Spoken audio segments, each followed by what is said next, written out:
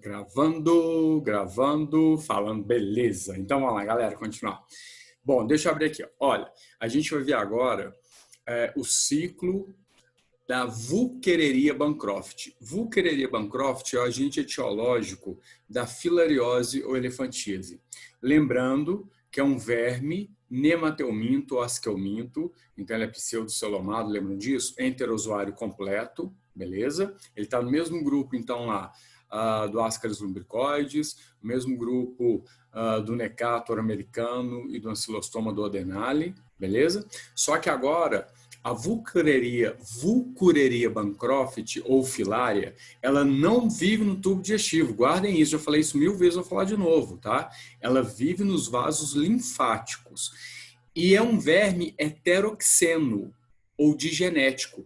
Então passa por dois hospedeiros. O ser humano é o hospedeiro definitivo, porque a forma adulta da Wuchereria e a reprodução sexuada ocorre nos vasos linfáticos do ser humano, então o ser humano é o hospedeiro definitivo, e a forma larval dele vai passar pela fêmea do mosquito culex, do pernilongo. E lembrando que toda fêmea de pernilongo é hematófaga, tá? Para poder amadurecer os óvulos dela, tá?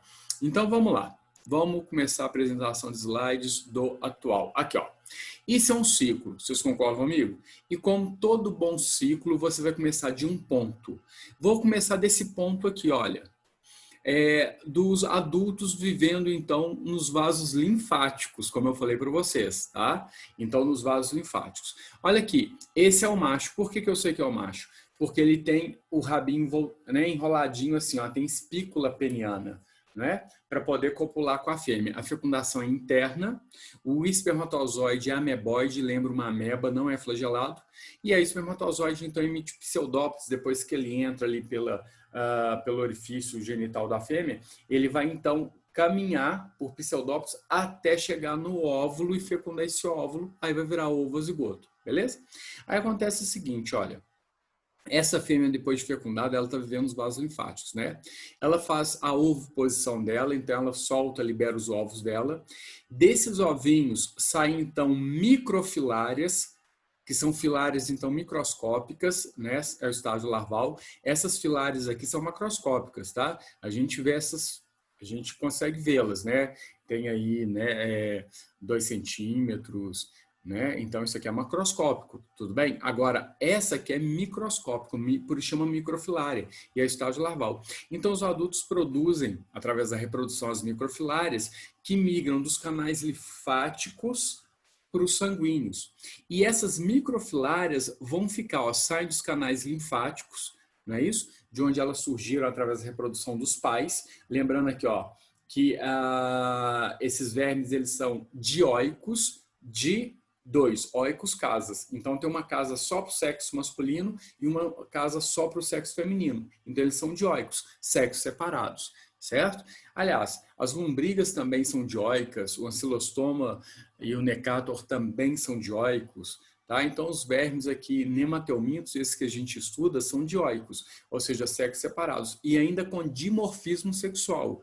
Então com duas formas para o sexo, ou seja, cada sexo tem sua forma. O macho tem uma característica lá, ó, tem a espícula peniana ou rabinho enroladinho, e a fêmea é maior e não possui isso, então tem um dimorfismo. Dimorfismo significa que você tem duas formas, uma forma para o sexo masculino, uma forma para o sexo feminino, né? Então, obviamente, todo mundo que é dimórfico sexualmente é dioico, tem sexos separados, tá? Mas nem todo mundo que é dioico tem sexos separados vai ter dimorfismo. Ficou claro? Num papagaio, por exemplo, você não consegue ver quem que é macho e quem que é fêmea. Eles são muito parecidos. Eles são idênticos. Aí você tem que fazer sexagem, tá? Olhar pela cloaca. Fora isso, você não consegue, né? Então, para você ver que nos papagaios, eles são dioicos, mas não há dimorfismo sexual. No galo, na galinha, há dimorfismo sexual. Na espécie humana, existe dimorfismo sexual. Tá? Mas beleza.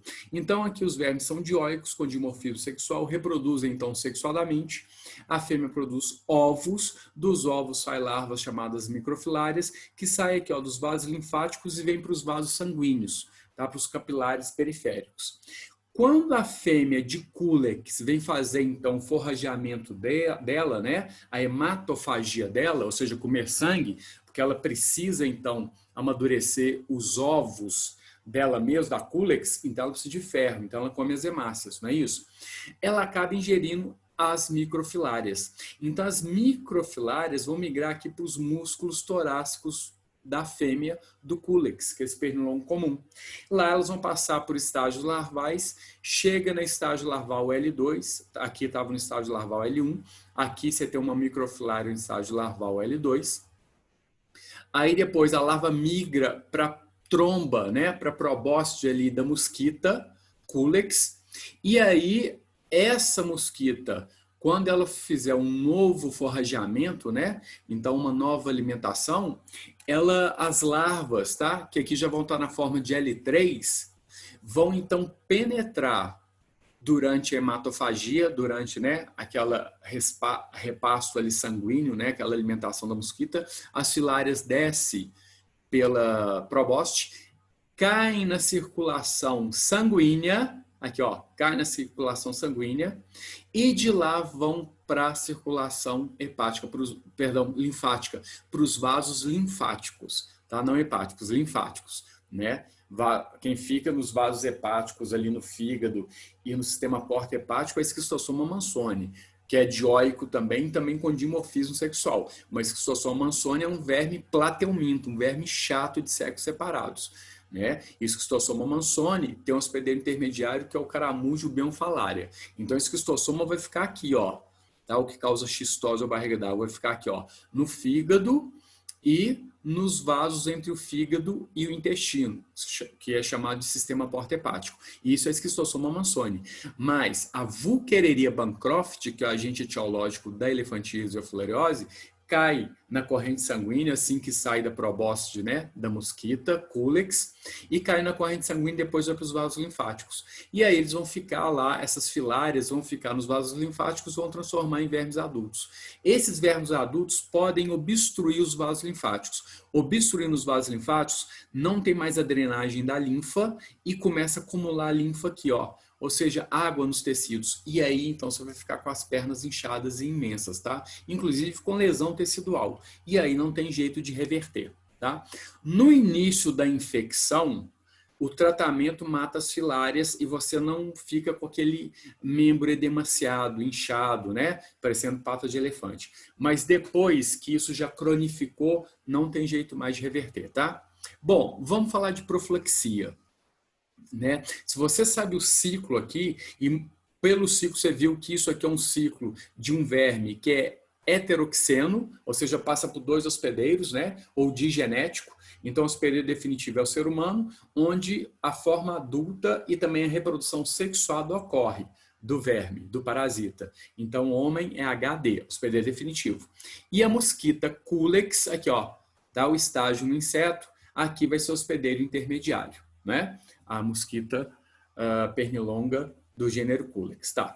Agora vamos falar então de profilaxia. Sabendo do ciclo do verme, né, você sabe a profilaxia. Primeiro, tratamento de doentes, concorda? Tratamento de doentes, se você tratar o doente, você mata as filárias, não vai ter filhotinhos, microfilárias, então o mosquito não vai se infectar. Ou melhor, a mosquita, né, não vai se infectar. Tratamento de doentes é uma profilaxia. Agora repara, esse verme não vive no TGI, que é trato gastrointestinal. Então, não me venham, por favor, com saneamento básico. Não cabe aqui, tá? Agora, qualquer medida que impeça que o mosquito chegue até o ser humano vai impedir que o mosquito se infecte, se um ser humano já estiver infectado, ou se esse mosquito está infectado, não vai infectar um ser humano. Concorda? Porque o mosquito é vetor e transmissor desse parasita. Então, ó, cortinados para dormir, né? Tá? Telas nas janelas, peixes larvófagos, peixes que comem, então, larvas de mosquito. Lembrando que o mosquito, ele é um inseto holometábolo, holo é total, metábolo, metamorfose. Ele sofre uma metamorfose total, porque do ovo sai a larva, depois a larva vira pupa, e da pupa vira o adulto, como uma borboleta, né? A borboleta bota ovo, do ovo sai a lagarta, olha só, não tem nada a ver com adulto. Depois a lagarta vira pulpa ou crisálida e lá dentro sofre metamorfose completa e vira a borboleta. Então, tanto borboleta quanto pernilongos em geral, qualquer tipo de pernilongo, eles são holometábolos, holo total. E metábolo, metamorfose, tá? Metábolo lembra metabolismo, né? Que significa transformação, metabolém em grego, tá? Transformação. Então, são insetos que têm metamorfose total, completa, holometabólica, essa metamorfose, tá? Os mosquitos, em geral, tá?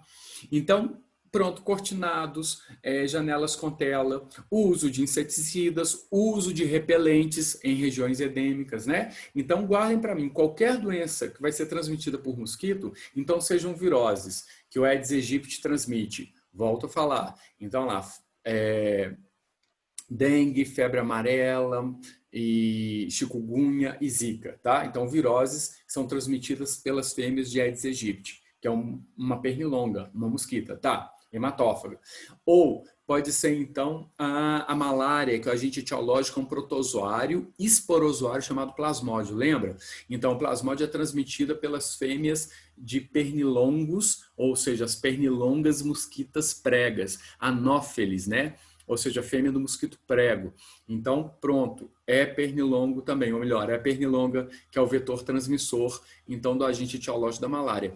Ou Culex, a fêmea de Culex, tá? Então, qualquer pernilongo que seja vetor e transmissor de uma doença, então, repelente, inseticida, uso de cortinados, telas, né, nas janelas da casa, eu estou apontando porque a janela está ali, né? Telas nas janelas da casa é uma forma de profilaxia, beleza? Aqui mesma coisa, só de uma forma mais resumida. Olha lá, macho e fêmea, tá? Vivem no hospedeiro definitivo, que é o ser humano, né? Porque eles estão na forma adulta, então isso aqui é o hospedeiro definitivo. Nos vasos linfáticos, obstruindo os vasos linfáticos, né, dependendo do nível de infecção, aí vai inchar o membro, né, onde eles obstruíram. Lá, esses vermes, que é a Wuchereria bancroft macho e Wuchereria bancroft fêmea, ou seja, vários indivíduos machos com vários indivíduos fêmeas, acasalam, reproduzem sexuadamente, as fêmeas botam ovos nos vasos linfáticos, dos ovinhos que estão ali nos vasos linfáticos saem as larvas microfilárias, tá? Isso aqui é microscópico, a gente não vê olho nu. E aí, quando a mosquita fizer o repasto dela hematofágico, né? Que ela é hematófaga, então quando ela for alimentar de sangue, a bundinha dela é cheia de sangue, tá vendo? Beleza? Aí ela vai então absorver nessas microfilárias que estão ali no sangue, no plasma sanguíneo, e aí, dentro da mosquita vai ter o desenvolvimento das larvas. Então, o mosquito vai ser o hospedeiro intermediário, além de vetor e transmissor, tá? Gente, e aí, quando essa mosquita fizer um novo repasto sanguíneo, né, uma nova refeição, ela acaba, então, contaminando um ser humano que não estava contaminado. E as microfilárias, então, caem na corrente sanguínea, vão se alojar aqui, ó, nos vasos linfáticos, membros inferiores ou membros superiores, ou de glândulas mamárias ou da bolsa escrotal, e vai causar edemas ali, aumentando o membro, e aí vai ter elefantíase ou filariose. O agente etiológico é o verme nematelminto, cujo nome científico, né, vai ser Wuchereria bancroft, tá? Gente, só um adendo. Aqui ele colocou uma imagem de um pernilongo, mas esse pernilongo aqui é Aedes aegypti, ó. Ou melhor, essa pernilonga, né? A gente vê nitidamente, né, os pontinhos pretos e brancos. Ele é chamado popularmente de tigre asiático. Então, isso aqui é uma fêmea de Aedes aegypti, tá? Não transmite filária, não. Transmite vírus, né? Transmite viroses. Então, vai transmitir febre amarela, vai transmitir dengue, chikungunya e zika vírus. Tudo bem? Mas ele colocou porque foi o que ele encontrou. Mas o Culex não é pintadinho assim, não. Ele é amarronzadinho, tá? Meio bege. Esse mosquito pernilongo que fica à noite zumbindo na orelha da gente, tá? Então, só um adendo que, né, se tiver alguém que tem uma visão um pouco melhor, né, e uma visão entomológica mais precisa, falar, gente, olha, colocaram um Aedes aegypti ali. Tá errado. Tá? Não, ele quis representar aqui uma fêmea de Culex. Ok. Aqui, gente, para vocês verem, olha, tá? A elefantíase é uma das doenças tropicais para o Enem, como malária, que é causada pelo protozoário plasmódio, é uma doença tropical e cai no Enem, tá? Trypanossomiase americana ou doença de Chagas, que também é causada por um protozoário, só que vai ser agora pelo Trypanosoma cruzi, e vai ser vetoriada, o vetor vai ser o barbeiro, né? E barbeiro, tanto machos quanto fêmeas, todos eles são hematófagos, tá? Então, a Trypanossomiase americana ou doença de Chagas também é uma doença tropical que cai no Enem, beleza? As viroses que são transmitidas pelo Aedes aegypti são doenças tropicais que caem também no Enem, né? Então, malária, dengue, febre amarela, dengue, febre amarela, zika e chikungunya são doenças tropicais que caem no Enem, tá? A elefantíase ou filariose é a doença tropical que cai no Enem. A doença de Chagas ou Trypanossomiase americana, né? Que o principal barbeiro é o Triatoma infestas, né? Tem Rodnius, tem Panstrongylos, são os gêneros dos barbeiros também que podem transmitir. Nem transmitir, que vão ser vetores, né? Porque a transmissão é feita pelo cocôzinho, lembram disso? Não é o barbeiro necessariamente que vai, aliás, não é necessariamente não é o barbeiro que inocula o Trypanosoma cruzi em você, né? Ele defeca fezes com a forma do tripanossoma chamada tripomastigota metacíclica. E se aquelas fezes entrar em contato com mucosa, ou ocular, nasal, bucal, ou com uma pele ferida, aí o tripanossoma entra em vasos sanguíneos e aí depois vai alojar no músculo cardíaco, ou no músculo do esôfago, ou do intestino grosso do colo, tá? Então são doenças tropicais. E elefantíase está dentro, a filariose está dentro também, ok? Aqui, olha só, uma visão do microscópio. Isso aqui, então, são microfilárias no vaso sanguíneo. Isso aqui, gente, olha, são glóbulos vermelhos e glóbulos brancos, tá? Ali no seu vaso sanguíneo, beleza? E, na realidade, isso aqui são vários glóbulos brancos, porque já anota para mim, sempre quando a gente tem, tá? Uma verminose, aí não importa se é intestinal ou aqui, ó, uma verminose, né, sanguínea e linfática, você vai ter uma eosinofilia. Filia é amigo, mas no sentido de aumento, de eosinófilos. Isso aqui são eosinófilos, ó, glóbulos brancos, tá? Então essas células aqui são vários eosinófilos. Então esse indivíduo está com eosinofilia, um aumento significativo no número de eosinófilos, que é um do tipo de leucócitos granulócitos, né? Os leucócitos granulócitos são os BEN. BEN, por quê? Basófilo, BEN, ó, BEN, B-E-N. Basófilo, eosinófilo e neutrófilo. Tá? Neutrófilo é quando você tem uma infecção ali por bactéria, né? Uma ferpa, um aramezinho, né? Que você perfurou e bactéria entrou por ali. Aí tem muito neutrófilo. Tá? Neutrófilo geralmente fagocita. Eosinófilo é quando você tem geralmente verminose ou alergia. Aí você tem muito eosinófilo. Você vai ter uma eosinofilia. Neutrofilia é quando você machucou, né? E entrou bactérias. Neutrofilia. Eosinofilia vai ser quando você tem verminose ou quando você tem um processo alérgico. E basofilia, quando você tem um processo inflamatório no geral, tá? Então, tendo um processo inflamatório, você tem basofilia, que é basófilo. Porque basófilo vai ter histamina e vai ter heparina. Histamina vai ser um vasodilatador e heparina um anticoagulante. Justamente para quê? Para dilatar os capilares sanguíneos e passar mais sangue e chegar mais ainda células brancas, leucócitos, né, glóbulos brancos, para ajudar a defesa ali, porque está no processo inflamatório, tá? Então, basófilo, eosinófilo e neutrófilo. Eosinófilos são esses aqui, ó, tá? Esse indivíduo aqui no exame de sangue dele, a gente vê uma eosinofilia, um aumento significativo de eosinófilo. E do lado de cá, gente, olha só, as filárias adultas, que são visíveis ao olho nu, tá? Obstruíram, então, os vasos linfáticos, porque a microfilária, ela vai para vaso sanguíneo, mas as filárias adultas, elas vivem em vasos linfáticos, beleza? Então, a filária tem L, né? Então, o mosquito ou mosquita, né, vetora transmissora é Culex, tem L, tá? Então, filária, Culex, e vivem nos vasos linfáticos, beleza? Então, L está no meio de tudo, não é isso? Beleza? Então, filária, ela tem L no meio. Culex tem L no meio. Tá? E vaso linfático, faz de conta que é uma palavra só. Vaso linfático, pronto. Então, os adultos vivem nos vasos linfáticos. Obstruem, entopem os vasos linfáticos, aí vai causar esse edema, E aí vai ter, então, a destruição tecidual aqui, tá? Rompimento, né? De fibra colágeno tecidual. E isso aqui não é reversível mais, tá? E fica com essa pata, com essa perna, com esse membro inchado que lembra uma pata de elefante. Por isso chamar de elefantíase. Ok?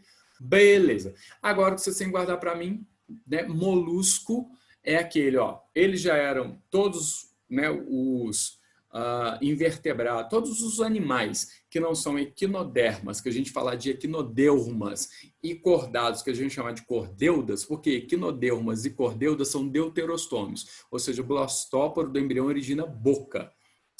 Origina anos, deuterostômio, origina anos. Só se lembrar, se deu, só pode ter sido anos. Então, deuterostômio, o blastóporo origina anos, tá? Então, equinodermas tem D no meio e cordados tem D no meio. Então, tanto equinodermas quanto cordados são deuterostômio. O blastóporo do embrião origina anos.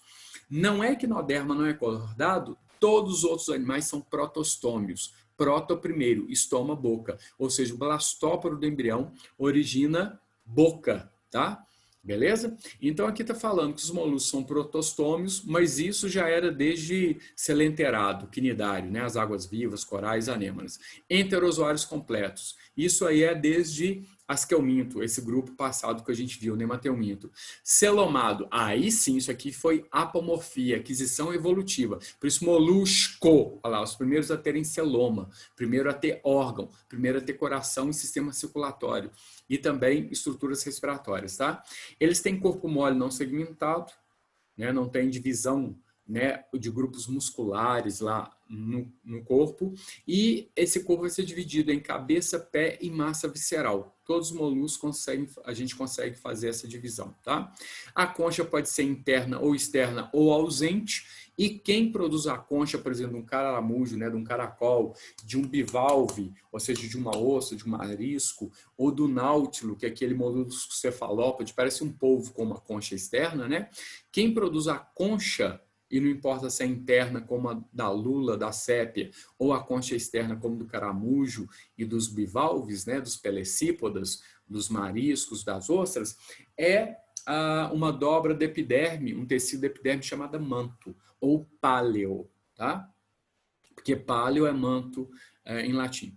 As classes são essas aqui, mas as mais importantes vocês têm que guardar para mim. Gastrópoda, né, barriga transformada em pé, é das lesmas e dos caracóis. Tá? Cefalópoda, pés ligados à cabeça, são os polvos e as lulas. E essa galera aqui, cefalópoda, tá? Aqui, ó, cefá, tem F. Sistema circulatório deles é fechado, ó. C de circulatório e F de fechado. Então, cefalópoda, polvos, lulas, tem sistema circulatório fechado, é uma exceção nos moluscos. Tá? Então, o sangue, entre aspas, deles não passa hora nenhuma fora de vaso sanguíneo.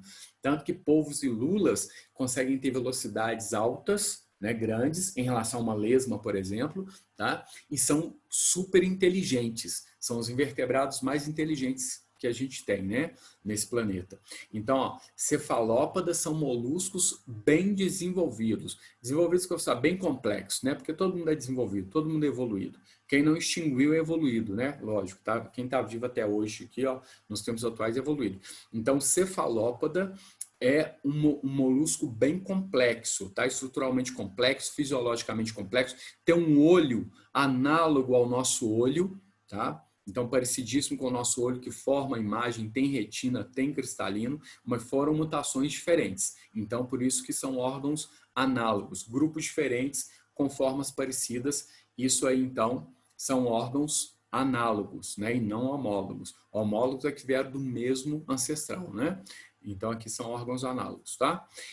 Então, cefalópodes tem sistema circulatório fechado, são inteligentes, tem, por ter sistema circulatório fechado, então, uma melhor e mais eficiente distribuição de oxigênio, então atinge velocidades grandes, não é uma lesma, né?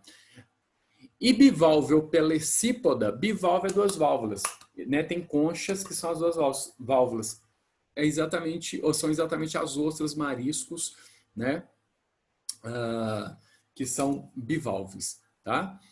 Pelecípoda porque tem um pé em formato de machado, às vezes para perfurar areia, né?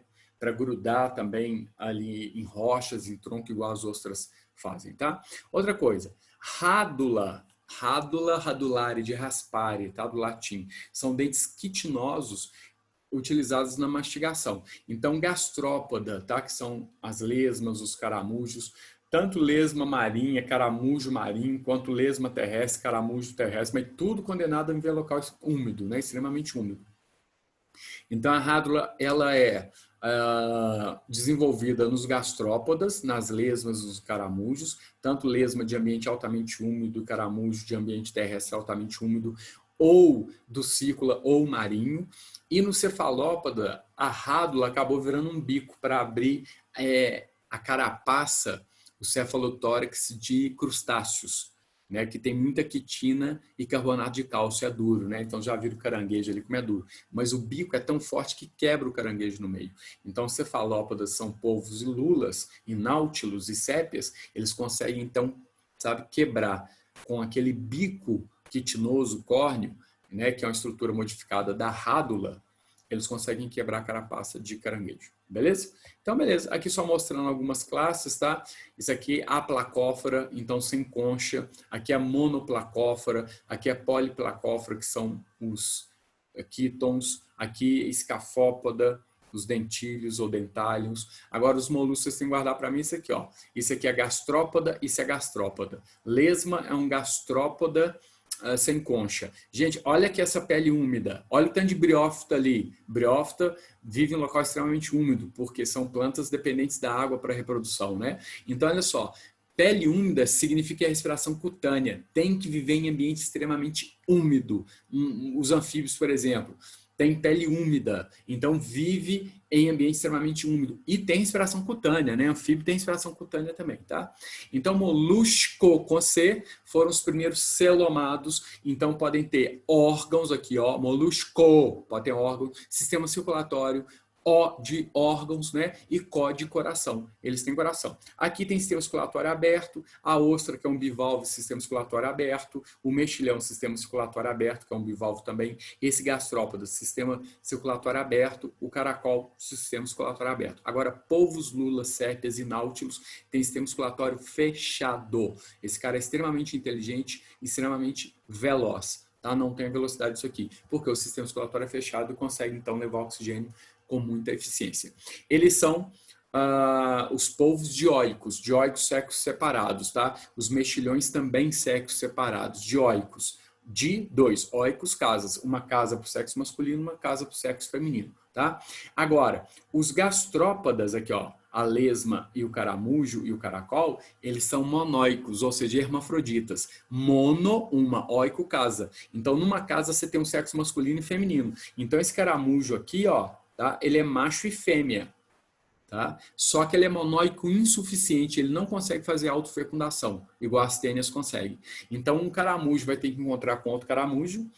Esse caramujo aqui, a parte masculina dele passa espermatozoide para a parte feminina do ticar, e a parte masculina do ticar passa espermatozoide para a parte feminina do ticar, tá? Então, um fecunda o outro, tá? Então, eles são monóicos insuficientes. Eles precisam da fecundação cruzada. Fecundação cruzada é igual a nossa, quando um indivíduo deixa espermatozoide em outro indivíduo, tá? Então, eles precisam de fecundação cruzada também. Belezura? Então tá, turminha. Ó, beijos grandes. Isso que eu queria falar para vocês, tá bom?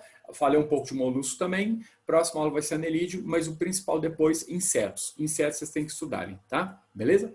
Vocês têm que estudarem. Tô falando latim. Beijo então, tá, gente? Tchau, tchau.